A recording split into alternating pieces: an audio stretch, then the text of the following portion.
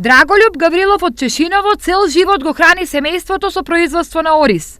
Годинава екзистенцијата му е доведена во прашање, зашто по повеќе од 30 години оризопроизводство нивите му останаа суви, откако водостопанство одлучи планираните површини за наводнување да ги намали на 2500 хектари. Параграфот за суша ја фатил и нивата на Гаврилов, но не и соседната до него, што е причина за сомнеш дека наводнувањето се врши селективно и под сомнителни критериуми. Мене ме санкционират, не ми дават да сеам, додека фирмата како што е Даниво и луѓето им дозволуваат да сеат, иако исти површини неговите се забранети за сеење, тој не се санкционира, мене ме санкционират и затоа мислам дека ова работа е тенденциозна и партиска, која ми наштетува на мене и ме удира по джепот и ме оштетува финансиски, бидејќи со 3 хектари јас го прихранувам моето семејство. Гаврилов е еден од неколкуте земјоделци во овој крај кои годинава ќе останат без вода, иако нивите им се прописно обезбедени, за разлика од оние кои вода имаат, тврдат тие.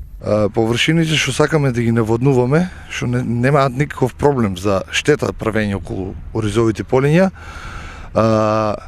на поединци може да се насеат и тоа е со поголеми штети што може да направат, а нашите се изолирани од се. Јазисте од 4 страни, водата покрај нас се поминува и не дозволуваат да се ориз. Вината за ваквата состојба земјоделците ја лоцираат во водостопанство, обвинувајќи ги за непринципиелност. Од друга страна, оттаму ги демантираат обвинувањата со образложение дека промената на планот за наводнување е резултат на сушата и намалените водостои. Сите реки во моментот и покрај дождовите се многу слаби. Тоа го нагласувам бидејќи очекувавме дека ќе се зголеми водостојот, меѓутоа за жал не се случи. Исто така и браната Калиманци, протокот во самата брана Калиманци е незначително зголемен од 2 кубика на рек кој си 2,9 кубика, кој што за овој период на годината е многу слаб.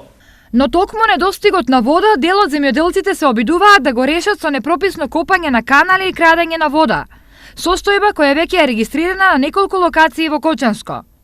Ке бидат ли принудени и овие земјоделци на ваков чекор или решение за нив сепак ќе има?